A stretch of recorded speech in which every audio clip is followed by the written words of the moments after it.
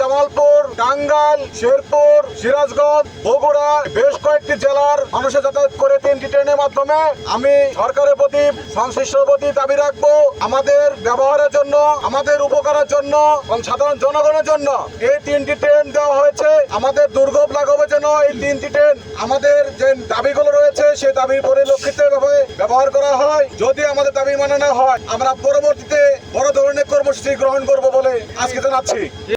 একটি হচ্ছে দীর্ঘদিন বন্ধ থাকা ধলেশ্বরী এক্সপ্রেস অনতিবিলম্বে চালু করতে হবে, অন্যটি হচ্ছে